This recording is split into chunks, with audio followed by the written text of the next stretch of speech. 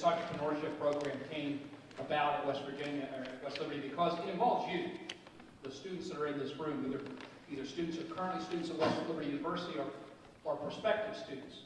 I taught at the business school at Marshall. I was at the business school for 6 or 7 years at Marshall. And I'd always heard about entrepreneurship, and I was asking, I really couldn't define it. Like, what's the difference between entrepreneurship and business school? I mean, if you want to be an entrepreneur, just go to business school. And I was sitting, and when I came to West Liberty, I had an alumni who really wanted to sponsor entrepreneurship at West Liberty. And I told him, I said, Gary, I will, but let me try to define it. I got to get my arms around it. So I'm sitting at a conference in Phoenix, Arizona, and the president of Arizona State University is going to come out, and he's going to speak. And I had my phone already. I don't know. You probably learn this as you go along. You always have your phone with you, so that if you get about 5 minutes into some speech and you can see it's really not going anywhere, you can jump up like you got a phone call and run out, and then you don't have to go back in. And I was all ready to go. And the first words out of his mouth was, "We have entrepreneurship in every one of our 16 colleges at Arizona State University." And I said, well, this guy's caught my attention. I want to hear what he's got to say. And we went on to talk about entrepreneurship. I spent the rest of the 3 days of that conference actually doing research and trying to put together what an entrepreneurship program would look like at West Liberty, because it's not business school. There's a great place in this country for people who want to get business degrees. But you also have people that want to major in things like art. I majored in political science. I went on to law school. You have people in graphic design. You have people in social work. You have all of these people going into all these different areas. But one thing they don't teach you in all of those areas is how to turn what you like into money. And I don't want to sound that base, but that's what it's about. You go to school to get an education so that when you can get out, you can turn that into money. And what does that is entrepreneurship. I think the best definition of entrepreneurship I heard was, entrepreneurship should be taught like art and not like, for example, history or business. Now what it means by that is, if you're sitting in history class or you have a business class and you get a test, the test is going to say, give you a question, it's going to say, here, pick one of these. One of these is the right answer. But entrepreneurship isn't like that. Entrepreneurship is giving you a set of circumstances and you using your imagination and your creativity to try to think, how many different ways, what's the best way for me to come up with to fulfill a need that society has? Because that's what entrepreneurship is all about. It's going into a business to fill a need. If you're in graphic design, I'll just use that as an example. You want to go into graphic design, you want to start your own business. Well, you're going to go out, and you're probably going to compete with 50 other people in your region that are in graphic design. What you've got to decide is, what's going to make me different? What's going to increase? Why am I going to be able to do it better than someone else so that someone will come and pay me instead of paying that other person? And that's really what entrepreneurship is a lot about, and that's what this program is about.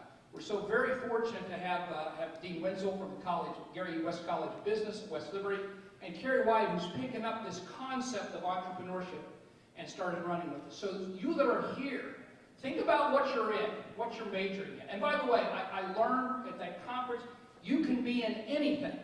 And the principles of entrepreneurship are worth knowing, and you can apply.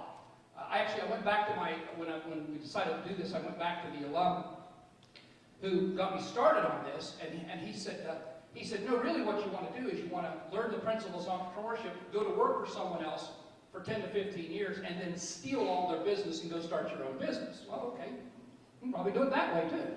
But the fact is, I think what you're going to hear, what you're going to see here today is to do what we call turning your passion into profit. Because what that's going to do is, that's going to fulfill, I think it was Confucius that says, what did Confucius? Confucius said, hold on a second. He said,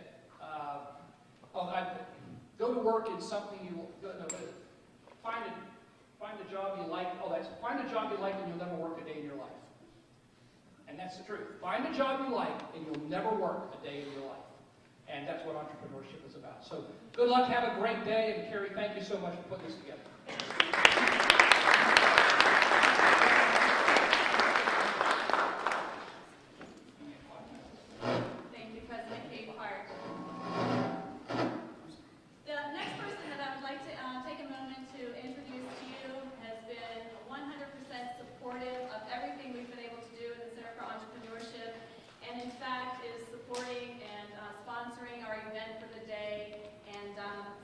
like to invite Dean Lauren Wenzel, Dean of the college, Gary E. West College of Business, to please come and say a few words. Thank you, Sherry. It's a pleasure to be here, and on behalf of the faculty and the staff and Gary West, I talked to him the other evening. He regrets he can't be here. I would like to, I would say we're proud to sponsor this event, and I'm happy you're all here. When I was speaking with Gary the other night, he was remarking how, and he's one of our most successful entrepreneurs, and he's our main benefactor now. He was remarking how he was remarking how if you he was talking about his career and how it's led him to where he is now, and how he's, and I think I'll follow up with what the president said, that he's never worked a day in his life. And so all I have to say is welcome, have a great day, and have a good day. Thank you.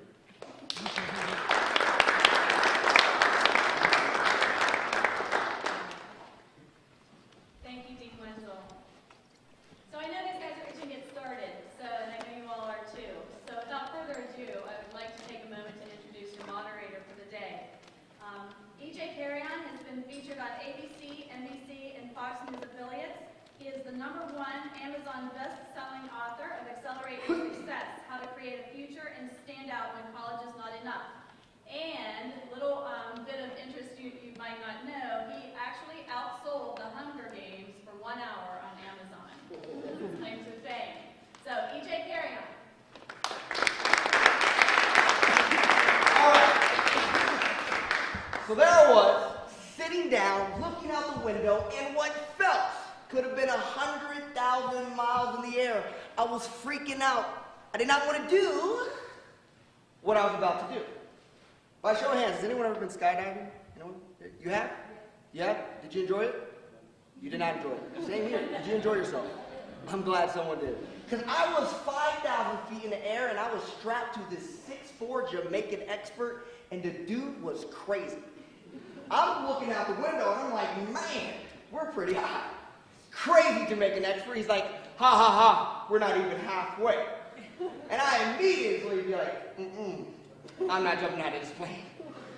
We hit 10,000 feet. By show of hands, who here would like to jump at least once in your life? Who would like to jump out of a plane at least once? Who here would prefer to keep their 2 feet on the ground? Okay.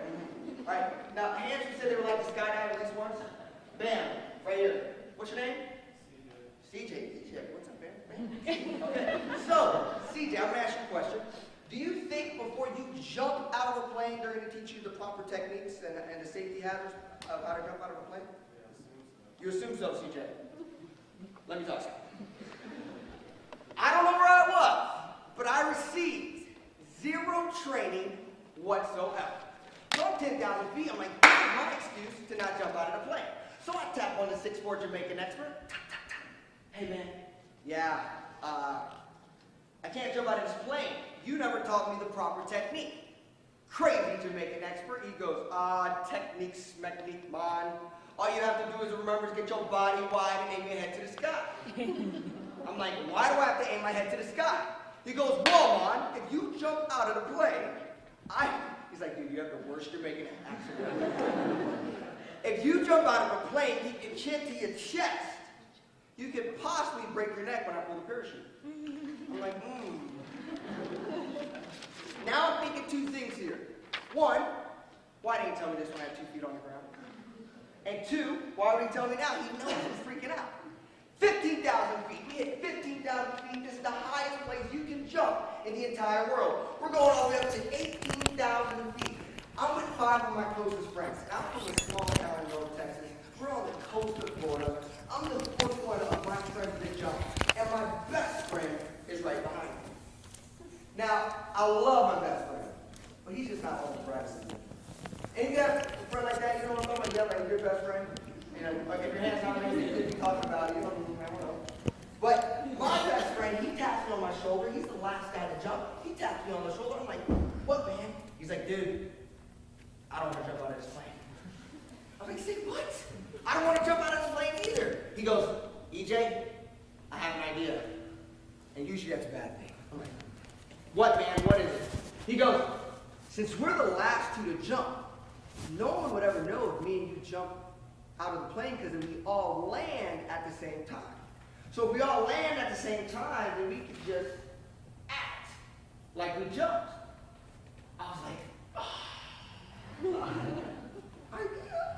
it was great.